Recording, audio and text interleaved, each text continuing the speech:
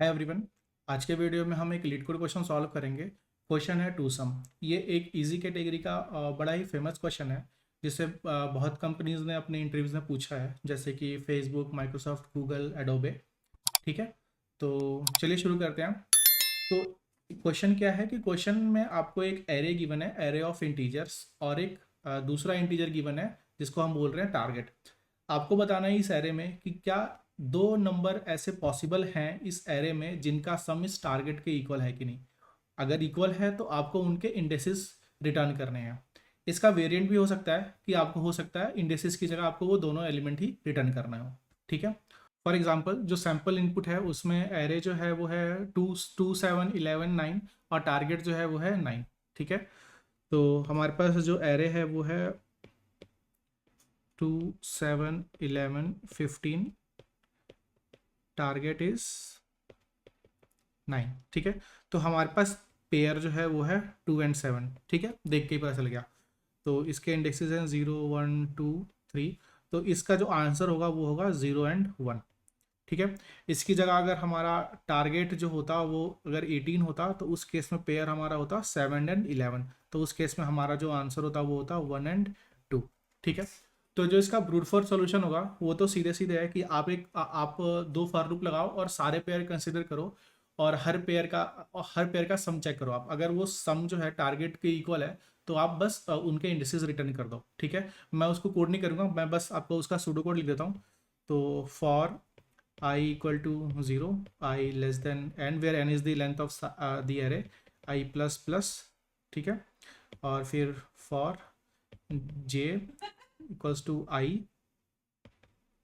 plus 1, j less than n, j plus plus। if array of I plus array of j is equals to target, then return I and j। ठीक है, तो इस brute force का जो time complexity होगा वो होगा order of N square. ठीक है, बट हमको एन स्क्वायर में नहीं, हमको थोड़ा और ऑप्टिमाइज सोल्यूशन चाहिए। तो अब हम देखते हैं इसको ऑर्डर ऑफ एन में कैसे सॉल्व करते हैं। ठीक है, तो अगर दो नंबर का सम टारगेट है, ठीक है, तो इसमें एक इंटरेस्टिंग प्रॉपर्टी है, और वो है कि अगर एक नंबर x है और दूसरा नंबर y है और इन दोनों का सम अगर टारगेट है, तो अगर हमें लेट से x की वैल्यू पता है तो हम y की वैल्यू पता लगा सकते हैं कि वो क्या होगी, और y की वैल्यू होगी टारगेट माइनस x। तो अगर अगर हमें किसी तरीके से पता चल जाए कि y जो है उस एरे में एग्जिस्ट करता है कि नहीं O1 टाइम में, तो हम पूरे इस प्रॉब्लम को सॉल्व कर सकते हैं ऑर्डर ऑफ n में। कैसे सॉल्व कर सकते हैं? उसका एल्गोरिदम होगा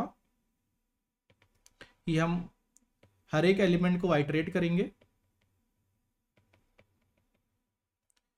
और अगर हमारा x हो जाता है ARR ऑफ i, तो हमें पता चलेगा y क्या होगा। y होगा हमारा target minus x।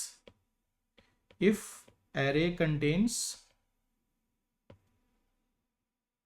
y, then return i and index of y। Right, तो हमको देखना है कि क्या ऐसा है कोई डेटा स्ट्रक्चर पॉसिबल है जो हमको ये बता सके ऑर्डर ऑफ वन में कि एक पर्टिकुलर एलिमेंट एरे में एग्जिस्ट करता है कि नहीं। तो हमारे पास जो डेटा स्ट्रक्चर है वो है हैश मैप। ठीक है, जिसको हैश टेबल भी बोलते हैं। तो मैं आपको दिखाता हूँ हमारा एल्गोरिथम हैश टेबल में कैसे काम करेगा। ठीक है, तो अगर हमारा एरे जो है वो है 2 7 11 and 15, और लेट से हमारा जो टारगेट जो है वो है 18। ठीक है, तो हम एक हैश टेबल लेते हैं। लेट्स से हैश टेबल हमारा एक बैग की फॉर्म में है। ठीक है, ठीक है,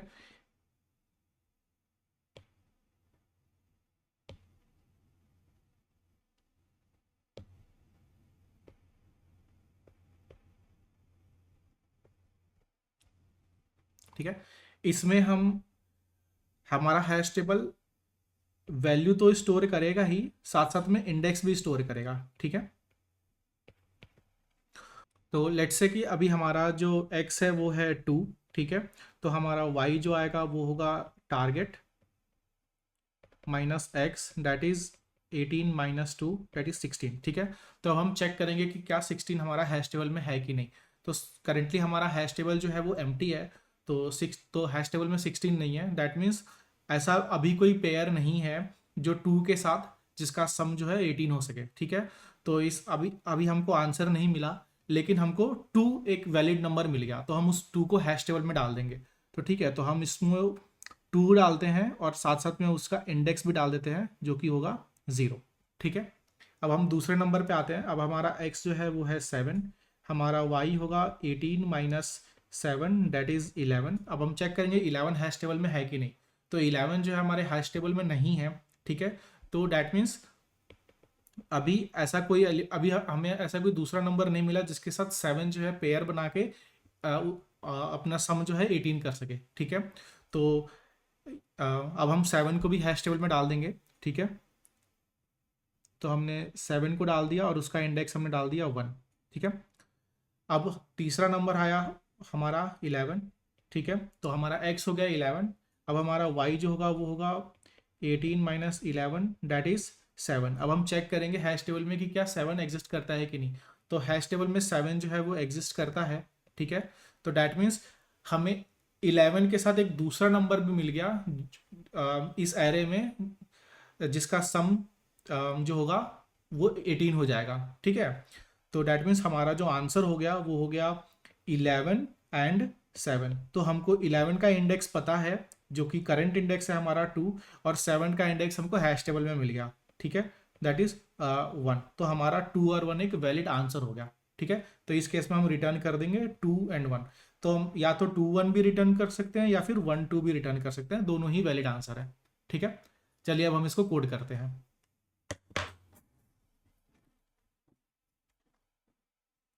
मैप इंटीजर, ये पहला हमारा नंबर होल्ड करेगा और दूसरा इंटीजर हमारा इंडेक्स होल्ड करेगा, ठीक है। इसको हम ले लेते हैं बैग, ओके, ठीक है, न्यू, और ये हमारा होगा हैश मैप इम्प्लीमेंटेशन, ठीक है। तो अब हम स्टार्ट करते हैं। For int i is equals to 0, i less than nums dot length i plus plus, ठीक है। अब हमारा x जो हो गया वो हो गया नम्स आई, और हमारा y जो हो गया वो हो गया हमारा टारगेट माइनस एक्स, ठीक है। अब हम सीधे चेक कर रहे हैं कि वो हैश मैप में है कि नहीं। तो if bag dot contains y, अगर वो हमें हैश मैप में मिल गया डैट मीन्स कि हमें आंसर मिल गया, ठीक है। तो हम एक एरे बनाते हैं इंट आंसर, ठीक है, एक एरे बना दिया, ठीक है। और इसमें हमारा आ जाएगा आई एंड इंडेक्स ऑफ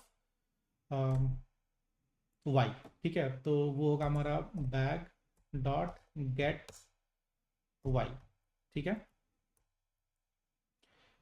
और अगर ये नहीं मिलता है तो हम उसको हैश मैप में डाल देंगे, ठीक है। तो बैग डॉट पुट, पहले हम डालेंगे वैल्यू, तो वैल्यू है हमारा x, और उसके बाद डालेंगे उसका इंडेक्स जो कि है i, ठीक है। और इसको हम करते हैं ऐसे, आंसर,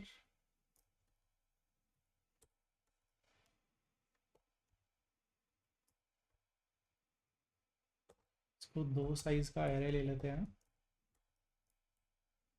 2,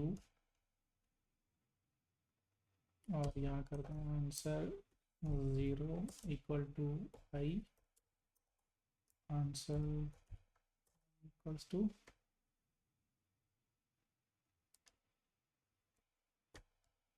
ठीक है। तो ये, और यहाँ हमको एक आंसर मिल गया, तो आगे कुछ प्रोसेस करने की ज़रूरत नहीं है, ठीक है। फॉर लूप से बाहर निकल के सीधे रिटर्न कर दो आंसर, ठीक है। तो चलिए देखते हैं ये आउटपुट क्या आता है, ये सही है कि नहीं। तो इसको कॉपी किया और इसको पेस्ट करते हैं, लेट्स सी।